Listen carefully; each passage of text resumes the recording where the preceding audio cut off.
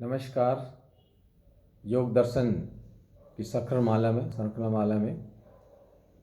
अपन पढ़ रहे समाधिपाद और समाधिपाद के 29 सूत्र में।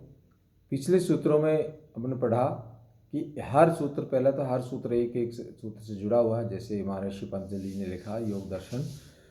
और योग दर्शन के पिछले सूत्र में अपने ईश्वर का नाम और उस ईश्वर के नाम का अर्थ सहित चिंतन करने से जो है इस चिंतन करना चाहिए।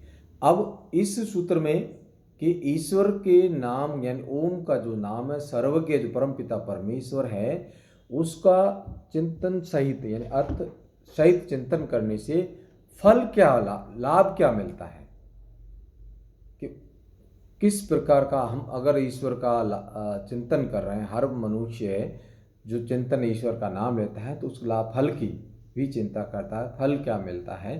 तो लाभ, दो लाभ हैं। सबसे पहले चिंतन अपन करते हैं तो पहला तो साक्षात होता है ईश्वर का लाभ।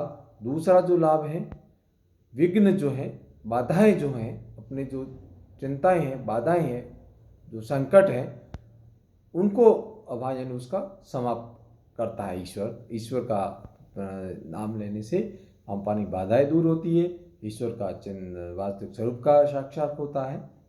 तो ये इस चिंता इस अभ्यास 29 सूत्र में कहा गया है। सूत्र क्या है? ततः प्रत्यय चेतन अधिगम अपि अंतराय अभाव। तो ये इसका सूत्र है। इस सूत्र में कहा है कि ततः उस ओम का नाम, वो ईश्वर का नाम जो है, जपने से, उच्चारण से प्रत्यय चेतन यानी ईश्वर का जो है सर्वज्ञ चेतना, उसकी जो उसका वास्तविक स्वरूप का अपने ज्ञान होता है, साक्षात दर्शन होता है, वास्तविक चेतन का जो है ज्ञान होता है। और अधिगम यानी उसका सीखना, अंतराय वास्तविक स्वरूप, चेतन अधिगम यानी उसका सीखते हैं, वास्तविक ज्ञान प्राप्त होता है। अधिगम मतलब सीखना होता है, यानी उसका ज्ञान हमें प्राप्त होता है। और अंतराय यानी उसके बाधाओं का योग समाप्त करना, अभाव बाधा है अंतराल। अंतराव का मतलब संस्कृत भाषा के कि उनके जो विघ्न है उनको अंतराय कहा गया है। अभाव यानी उसको समाप्त करता है। तो इस सूत्र में जैसे साधक है, साधक अपनी साधना में ईश्वर का नाम लेता है, ईश्वर का नाम से लंबे समय से जब साधना का समाधि करता है, परमपिता परमेश्वर के शरण में अपने सभी जो गुणों को अर्पित करते हुए, तो उसका जो फल मिलता है, तो वास्तविक चेतन यानी प्रत्येक उसका ईश्वर का जो चेतन है, जो शक्ति है, उसका साक्षात वास्तविक स्वरूप का उसको ज्ञान मिलता है।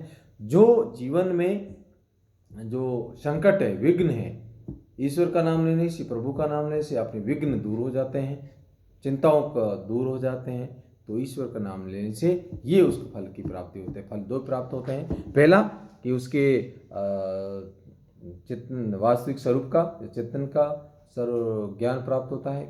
और दूसरा उसकी साधक के विघ्नों का नाश होता है।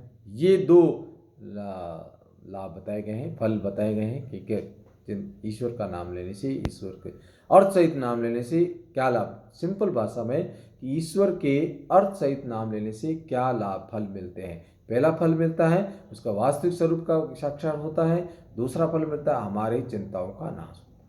सिंपल भाषा में ये कहा गया है इस सूत्र में। तो इस सूत्र में यही कहा है कि चिंताओं का, विघ्नों का नाश होता है, साक्षात ईश्वर का स्वरूप का ज्ञान प्राप्त होता है।